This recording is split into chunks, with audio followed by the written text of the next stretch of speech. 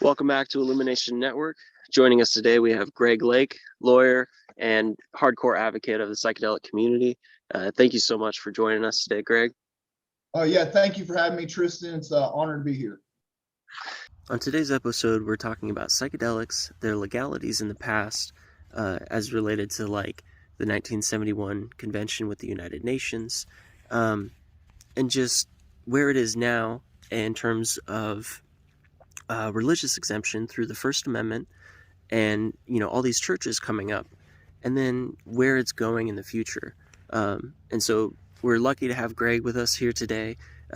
Would you tell us a little bit about some of the exciting projects you have that are going to be moving the psychedelic community and the conversation of safe psychedelic experiences in society? Yeah, so I'll just give a brief introduction. I published a book in 2020 called Psychedelics and Mental Health Theory, Psilocybin. And that was kind of my foray into this space. Not too long after that, I was kind of approached by a few people about what I know regarding forming psychedelic churches and entheogenic churches. And so that kind of began my foray into this religious spirituality-based viewpoint and practice with the medicines. So from there, I kind of rolled up my sleeves, did a bunch of research, and started helping people on various projects, and which has grown over the last year and a half. Have done almost 30 of these projects. Published my second book, The Law of Entheogenic Churches in the United States, which is a basic foundational text of the law in this area. And then within that, now to your point, is I developed a website called EntheoConnect.com. Initially developed it due to issues. We had to take it down or in the process of redeveloping it. But EntheoConnect is going to be basically a listing website for reputable entheogenic churches and other circles and in this area. Also, other service providers, people who do ancillary services, energy work, things of that nature, to kind of give the community a place to come and find vetted churches and give the community a place to voice their experiences of these various places online. So hopefully shortly after the first of the year, we'll be back online with the EntheoConnect project. That's amazing. And so much of what we advocate for with the psychedelic community, so much of what's going to be the push for this to become more mainstream has just been the generations of stories and miracles that have happened through the use of these medicines. And so having a platform like this that you're building and envisioning is something that's going to bring it to the forefront of our attention in terms of like raw, almost peer review studies, just through all of those firsthand accounts. Yeah, absolutely. And so like, we've seen recently in recent years, things like marijuana becoming legal throughout quite a number of states, at least medically. And then with psychedelics, for example, we have, Colorado with Denver decriminalizing it. Yep. Massachusetts had Somerville, Cambridge, Northampton, Michigan, Ann Arbor. It sounds like DC has decriminalized it. And then California, Oakland, and Santa Cruz, I believe. Yeah, that was on my list.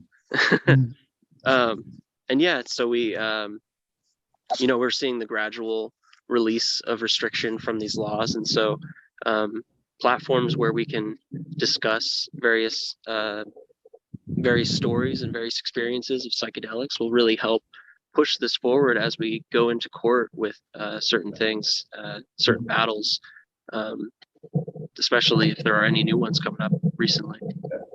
Yeah. So with the legality, it's crazy. The criminalized nature has been doing a very good job at getting these local measures passed. I think there's actually a statewide initiative that should be going on the ballot. Well, there's one pending in California, but also in Michigan. A statewide decriminalization ballot. So yeah, it's interesting as these things push to see these different areas where people are like, hey, these aren't the devil, that we were made to believe, this entire time. And I wanted to point out, and I point this out in my new book on the definition of religion under the First Amendment, when we look back over time, and I think, as you're probably aware, there's more and more archaeological evidence coming out that basically says that the use of entheogen psychedelics really was the formation of religious thought and practice and shamanism in human history, right? Like, this is really where Definitely. what we know religion today began. And, that never really stopped. Okay. And then we get to like the 50s and the 60s, where these substances started to enter the scientific research realm, right? Where they started to say, oh, well, we have this thing, psychology now.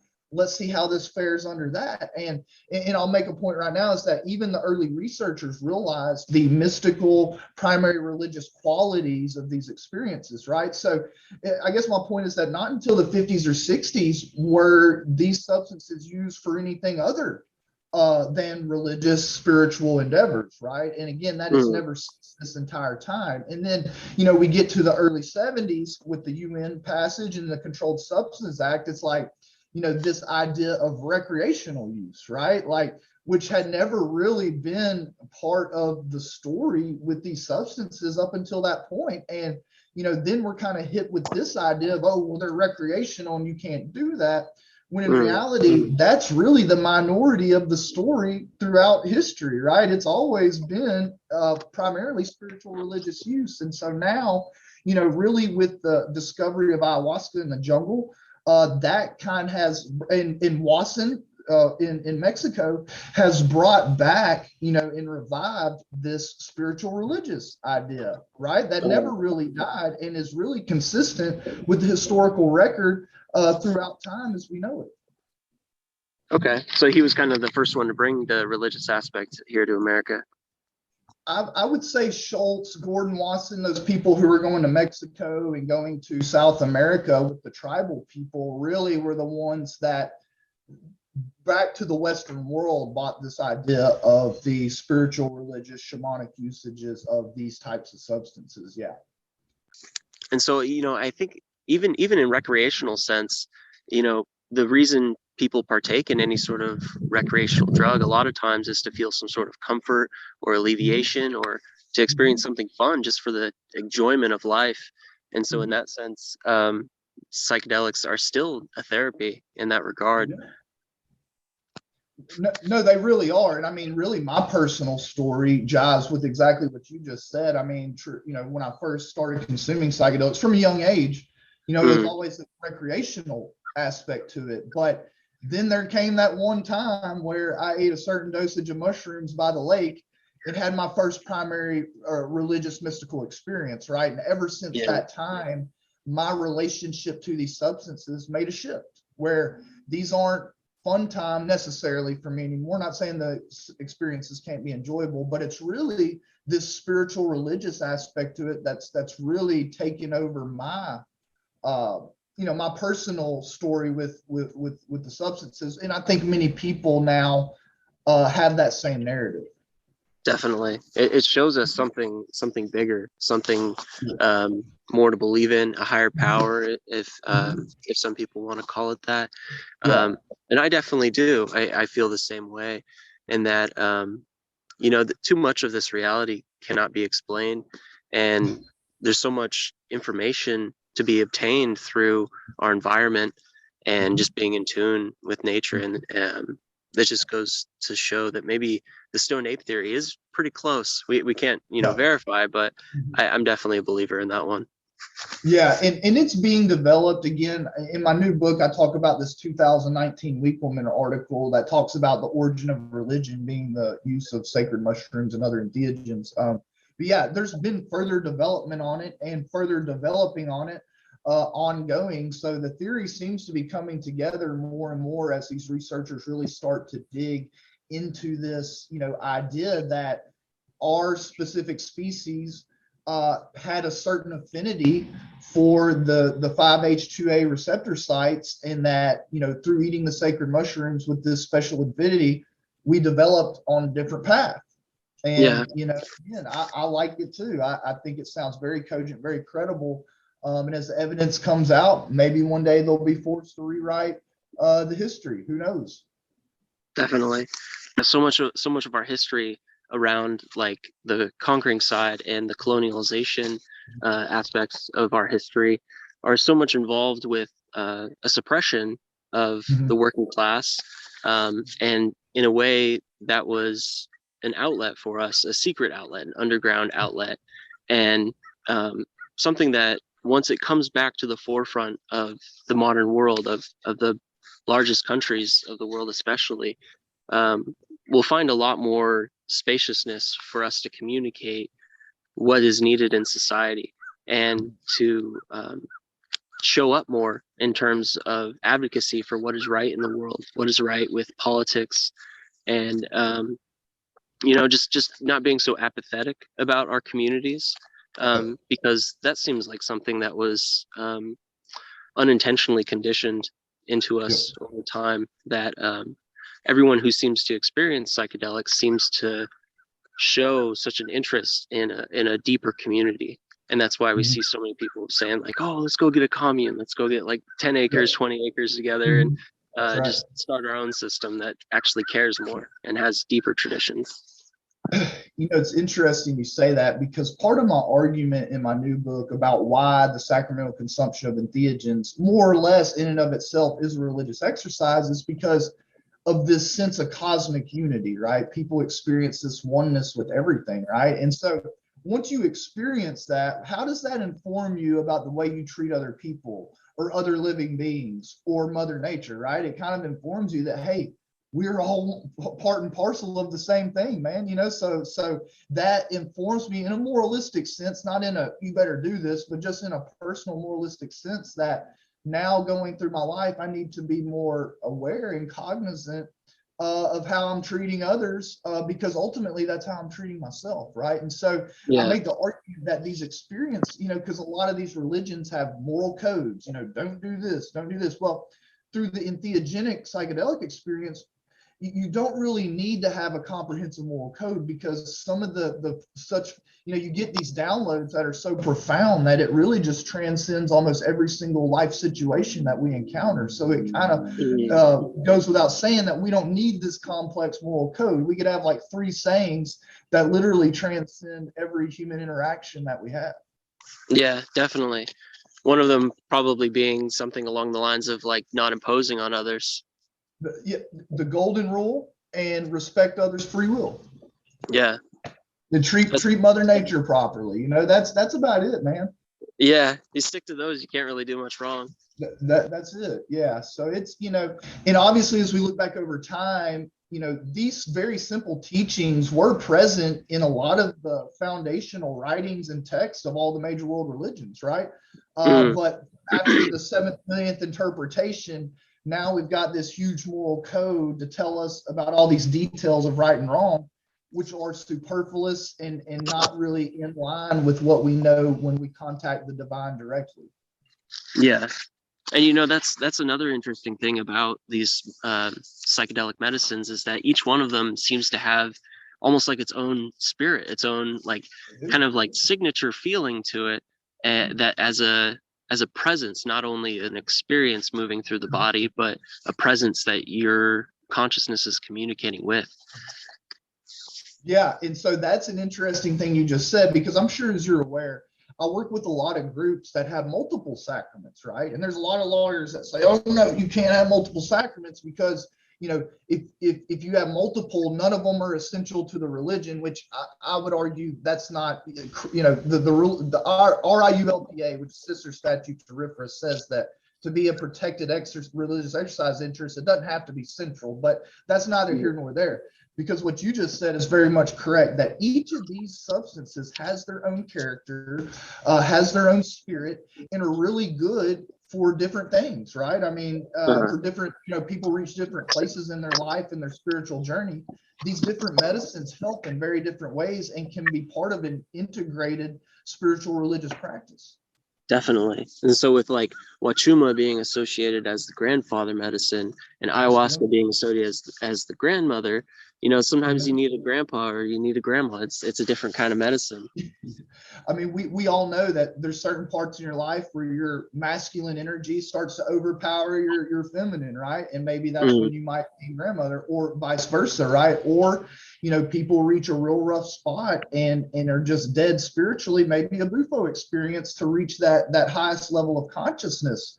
Yeah. is needed at the time, but a lot of practitioners can sit down and tell you the differences and the distinctions, and know, good ones will be able to interview somebody and say, okay, this is probably the best course of action for you, right? But it's all part of this integrated practice. And so me personally as a lawyer, I don't have any issue with multi-sacrament entheogenic churches as long as each one's being practiced responsibly, and in a manner consistent with its unique qualities. Yeah. Being close to a lot of people still that are kind of seeing psychedelics in a way that is not as honest as what we feel the experience is. That they're scared of changing their consciousness. They're scared of the experience. They're scared of what they'll see. They're scared of what they've been told. And having a platform for people to be able to see much more stories of these tools being utilized in such a calculated way, in a way that's very intentional, and is meant, humans are meant to experience things. We're meant to experience life, and seeing things through a new lens and having the help of some sort of plant spirit, like, you can't get any better than that with in terms of like you doing everything you can to get the most out of what you have. No, that's correct. And like you said, these plant spirits, it's hard for me, and this is just my opinion, right? It's hard for me when I consume some of these sacraments to think that this is just random, that this substance is here on earth and like you get this effect from it, right? I mean, I feel, like DMT, it's in many different cultures, DMT containing plants have been like the tree of life, what I mean? Like the most of the sacred. And I don't think that's by mistake or anything, right? I think it's very purposeful that these substances are here to help us. And that makes sense. That makes sense with right? what the experience feels like too. Yeah. Like the association with the tree of life. I haven't taken enough in my experience yet to do what's quote unquote blasting off. But in my experience, it just felt like all of existence was mirroring me and just being like, take a look at yourself. Like, you're on the path, you're doing the work, you're gonna get there. And and in that sense, it was just like connection to everything, and just not being so caught up in planning mode or hindsight, and just that presence again. Yeah, you start to learn that the past and future are really illusory, and that all we really technically have is right now, and our joy and our happiness and the love is perfect right here in this moment. Definitely. And when I first got started in the psychedelic community, I was very much a straight edge kind of kid growing up, a very Marine kind of household, a lot of Marines in my family. And I was very weary of getting into any kind of drug. I didn't drink beer even. And I went to the Arrowwood vaults. I went to anywhere online that could be a forum. Great resource. Arrowwood's great resource. Definitely. And so, like, as more resources come out and the information is starting to accumulate in more compact ways, tools for people who are just as straight edge as I used to be in terms of neglecting experiences of consciousness, they'll have more of an opportunity to do their own research and see exactly how mystical of an experience is waiting for them. Yeah, and so my story is kind of opposite of yours, Tristan. I grew up in a good household, but I started drinking and using drugs at 12 years old, right? And I'll say this, Earwood probably saved my life a few times, like doing research and not taking stuff too far, but that's neither here nor there. But yeah, so, I started doing psychedelics again early recreationally, and I was lucky I never had just a super terrible experience, but it wasn't until towards the end of my drug addiction before I ended up, it's funny because I had my first few mystical experiences probably a year or two before I became homeless. But when I finally got into treatment and started getting sober, a lot of those downloads and profound ideas and thoughts that I had on the mushrooms came back to me and formed the basis of my spirituality from there forward, right? And then it's all just kind of developed from there. So, these substances speak to us on a very spiritual level, not just mental, spiritually. And I think it stays with us. And at the perfect time in your life when you need that wisdom, you can access it. Definitely. A lot of my experiences with psychedelics just kind of help me feel like I'm seeing things in the macro scale in Yeah. terms of like what's really important, um, Mm-hmm. what's going on, what am I holding on to that isn't serving me. It's all just a recalibration every time, just from like that sort of widened lens. And it's probably why your eyes do the same thing too. It's literally a Yeah, widened yeah, lens. yeah, yeah. And so when I first started using them, in a productive manner, that's what it was for me. Like, time to zoom out, see where I'm at, what are my next best moves, what do I need to prioritize, what relationships aren't serving me, and that's where it kind of started, right? Not necessarily spiritual, religious per se, but I just didn't know how to characterize it. I think at that time for me, but Mm, definitely, through my continued work with it, it's definitely become extremely and deeply religious. Like, I tell people the plants and fungal allies are my religion. They just are, and I'm not scared to say it because it means that much to me. yeah, And I'm going to stand in my truth and what I believe in. definitely. It almost receives the same level of disdain that like pagans used to receive. And in that sense, Yeah. it's nature based in the same way. Yeah, it is. And I was going to say something real quick, kind of back to your point earlier. As looking over the historical record, Winkleman states that basically, they had these different groups in all major areas of the world using these substances, shamanic, religious, ritualistic. But eventually, the major religions knocked those groups out and adopted the use of these things, but only in the highest monastic orders, right? So it's like, in Christianity, it was only the highest of the monks and the priests that were using these, in the commoner, no way, you basically Yeah, cutting them off, right? And then when they went into South America, North America, colonizing it, kind of the same thing. Like, no, we're not, you're not going to be able to do this, right? Well, now all that's coming back full tilt, right? And so, mm, here's the deal is that, they tried to eradicate this out of the history books, but does it have to be that way forever? Now we've moved past persecution, hopefully, of other religious views and thoughts, and so hopefully now it can come back and enjoy, the sacred and the importance that it did, in the early days. definitely. And not only are we looking for more access to therapeutic psychedelic experiences, but we want decriminalization of recreational as well, Yes, because yes, yes. uh, in that sense, like what we were saying earlier, the recreational becomes the spiritual. The macro Yeah, the macro view that it gives you is just too monumental towards shaping an experience. And in that sense, I like to always say that it would be a great idea for society to put it as like a rite of passage for manhood or something like that. there are many cultures, as you're aware, in all areas of the world, tribal cultures, that these types of substances and experiences are a rite of passage. And yeah, and I agree.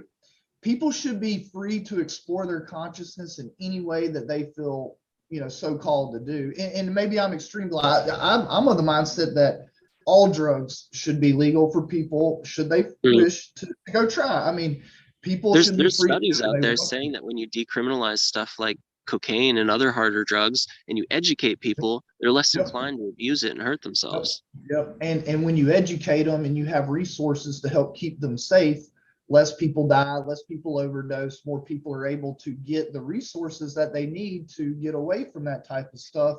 And with the psychedelics, the reality is that relatively safe, right? I mean, when I wrote my first book, I look back and I think there's only been one recorded death somewhat casually related to psilocybin. It was a girl who had a heart condition, who was smoking marijuana and mushrooms, that had a Oh stroke. man, But those both but slow your heart rate yeah, down. but marijuana also raises your heartbeat too. So, but that's what I'm saying is that over all these years of recorded history of these substances, like literally only one person possibly could have, been involved in a death. And so, as a Yeah, society, you're not looking at something dangerous like heroin or something like that, where the chance of someone really getting hurt physically is high. And especially with education programs, like where they decriminalize these substances, there's a lot of educational materials out there. People are getting together in groups, and it's just, to me, it's not something that society should really focus our attention and resources to, right? We should just let people do as they please. And I think people around the country and around the world are waking up to this fact. And I see it every day. This movement is moving so quickly. These mind programs related to psychedelics are getting broken with people every day. And one more thing, like with the churches that I work with, when those people go and someone new to the space goes and has a breakthrough experience, then they go back to their home and people see them like, wow, look at you, like, oh, what'd you do? And if they're bold enough to say, oh, well, I went to an ayahuasca experience. Well, that starts to further break down societal attitudes, towards these things. It's kind of a ripple effect. Exactly. Yeah. One spark and then the whole nation's lit. That's right. That's right. Yeah.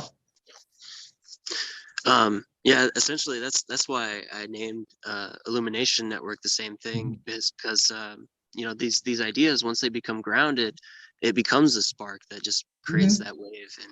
And so yeah, in terms of like what we're looking for with ethics in the future of psychedelics, as we bridge the gap between recreational and sacred, some of the things that I've been discovering as I've been doing the podcast and talking to people in the community is that there are certain things that seem to be no-nos.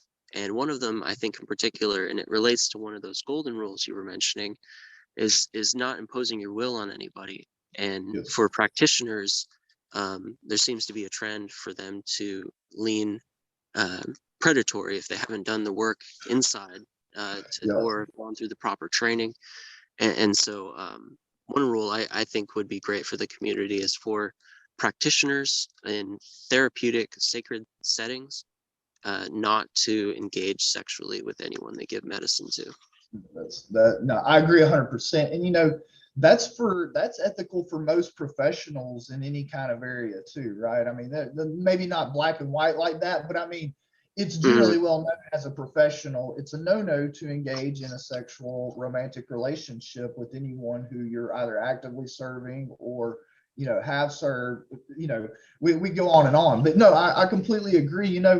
These substances break people's barriers, right? And if you're a practitioner, you're kind of there at the exact right time to start in on people if unethically, which can lead to these results of people kind of ending up with someone maybe they otherwise wouldn't have, because they were in kind of a weakened state and were approached. And so, yeah, it's, I agree 100%. And we have seen some of that. Absolutely. And, until we get together and make people, kind of sign on or hold people accountable. And again, this is just kind of like anything in this area, other religions, doctors, there's going to be bad actors out there, right? So it's just kind of vetting those out and making it known that these people aren't, of ethical standard. What will be the examples of what not to do as the culture builds? Oh, as far as you talking about with the romantic or just some general things not to do? Yeah, just as the community builds and things come out, people discuss their experiences on things like EntheoConnect. They're going to start to piece together what we actually want, and even not even just in the like therapeutic sense, but in the recreational sense. Anyone out there who's taking a psychedelic with someone that they're interested in, be wary, because this is a state where you're very easily groomed, and that's something to be very wary of. And just the same, like, as you're planning an experience for yourself, as you're planning to open your mind and see the macro, recalibrate your brain, people out there really want to make sure that whoever you're surrounding yourself with during that experience is someone that you deeply trust, because you're setting yourself up for more programming to unravel. Even if the person who messes with you isn't a long-term person. You know what I would say about that, Tristan? Someone's trying to come into the space, whether it be at a church or with a practitioner, get to know that person, right? And their energy more specifically, because people who are really serious about doing this work, if someone comes to them, they will take the time to sit with you, to speak with you, to meet with you, to kind of build that relationship, right? Because it should be just as important to the practitioner that they have that type of relationship as it is to the person who's being served, right? And in the church context, look for community. If there's people serving medicine that have a community and you fit and you feel good within that community, and you've also created a bond or like the energy of the person serving the medicine, that should be at least an initial indicator that that could be the proper person for you. But again, it's all individual. You might meet someone who's great at serving medicine, but your energies just don't necessarily match, and that's fine. But yeah, that's why it's so important to kind of get that energetic match going, or at least some type of magnetism, is of primary importance in my opinion. Definitely. And this just goes down to people learning about boundaries in a society where we don't have as much church, we don't have as much family. Yep. People are vulnerable in that sense. Mhm. In terms of like, what we're dreaming of in this society with psychedelic medicine and how miraculous and transformative it is, what are some of the other things that you're looking forward to in the future for America and psychedelics? Yeah, so let's see. I guess I'll start kind of on the religious legal front where I operate at. What we're looking forward to in the next coming years is to kind of broaden this religious exemption, and I guess to define it better, right? Because we have a couple court opinions on ayahuasca churches, right? So, but that's a good starting point. So, our goal is to broaden it to get rulings for mushroom church, for a bufo church, and then eventually, hopefully, for a multi-sacrament church, just to kind of broaden the scope out of what exactly a protected religious exercise interest is in regards to the sacramental consumption of entheogens. Yeah, and kind of move it in that direction, and eventually, hopefully, even lobby for laws at the state and federal level that kind of more define what is a safe practice as far as these types of churches, right? Because the government has to show that there's either a safety risk or that there's a chance that these substances could be diverted, right? So to have the state legislature say, okay, churches need to have a code of ethics. They need to have this type of screening process, right, to defeat that compelling governmental interest. So that way, for people to even operate legally, they would have to have these policies and protocols in place. I think would be a great start to help kind of overcome some of the ills that you highlighted earlier. As far as the decrim space, I mean, it's moving at light speed too. So I see more and more people, or more and more states and localities, generally decriminalizing these things, which also adds a layer of protection for the religious practitioners. And then obviously we have the medical model coming through the FDA pipeline. I think 2024, 25, psilocybin will be on the federal level a new treatment modality. We'll have to reschedule psilocybin, right? Well, along with MDMA and things of that nature. So, yeah, I don't see it stopping. I think it's come to the point with enough momentum now that, absent some very exigent circumstances, that this thing's going to stop, until it reaches pretty much full legalization. Yeah. And do you think that there's going to be maybe a new government administration that governs all of these ethics around psychedelics, or do you think the DEA will assume that umbrella? Well, to be honest with you, I don't think the DEA has any place regulating ethics in anything, right? They need to just stick to regulating the substances themselves. But yeah, I mean, look, you have state boards that oversee types of things, local boards, and possibly a federal board that kind of mandates certain guidelines and procedures. But yeah, I mean, I would love for the government to have reasonable regulations in that area to keep people in check and have audits and things of that nature. I mean, it's just going to help keep people safe and make sure people are getting where they need to go. Definitely. Yeah. Other things that I'm looking forward to once psychedelics hit the mainstream is just more maybe like families doing it together, bonding through that experience together, sacredness together. Yeah. Community as well, maybe not on the macro scale, but a microdose or something like that. Yeah.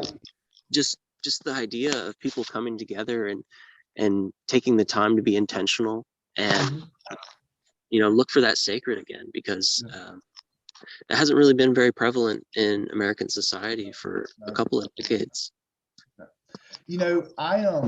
I work with a lot of churches that have family events where I don't, children might come to ceremony. They don't consume the substance, but sit in the ceremony. Some people bring their 16, 17-year-old kids to ceremony, right? There's nothing wrong with it. I'll tell you this. I wish I was that age. My parents would have taken me to drink ayahuasca or something. I think it would have avoided a lot of grief that I later confronted in life, right? So yeah, I don't see anything wrong with it. And I'll tell you, I think a lot of the reason why people end up at these churches is for the community. I think they find, one thing I've noticed when I first went to my first sacred ceremony was that I'm finally at a place where people just love me for who I am. You know what I mean? Like the only rule here is just to be your true authentic self. And when people come into a community like that, I mean, it's something most people have never ever experienced before, and it's just so healthy for the individual that is just as much as the medicine in the ceremony. It's something that attracts them to it. Definitely, it's such an integral part of being a human, just having a solid community, a tribe that you can trust and confide in with how you're going to grow and how you're going to recalibrate. Yeah, and so a lot of these groups, they hold each other accountable on their spiritual personal growth, and it's just healthy relationships with boundaries, and everybody's learning. We're all on our own path, right? So to have that group of people to share that with is something very special. Definitely. Yeah, I mean, I can't think of anything else in terms of what I foresee in the future, because there's still a long road ahead of us. But I definitely think this is one of the keys to reviving community and bring more wholesomeness to society.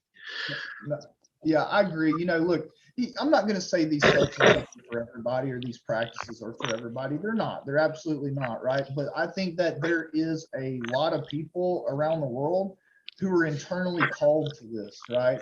And to have a safe, productive place for them to answer that call, I think is a very important thing that we all as a community need to get together and provide for these people.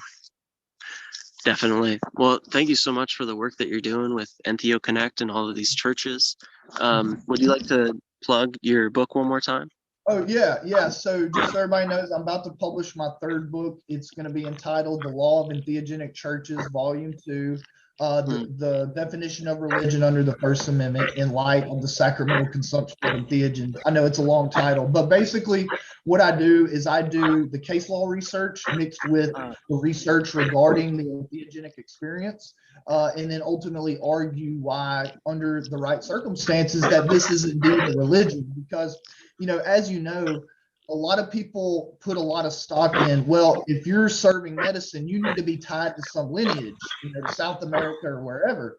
But my ultimate argument is that that's not necessarily a prerequisite to be found religious, right? That really the act of sitting in ceremony, a sacred ceremony, with the intent to effectuate mystical experiences is a protected religious exercise. And so my book goes deep into that thought. It's going to be close to 300 pages.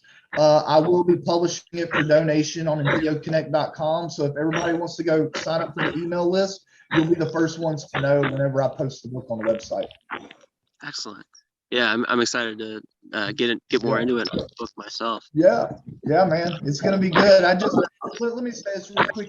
I'm sure you're probably aware of the Soul Quest letter that the DEA wrote to Soul Quest, quote unquote, denying their exemption, even though they're in litigation. That's a whole other issue. But so I saw in that letter that they're gonna attack the religion, whether these things are religious exercises. That I saw it in the letter. So this book is kind of me jumping out in front and trying to define that issue moving forward to be favorable for these types of practices.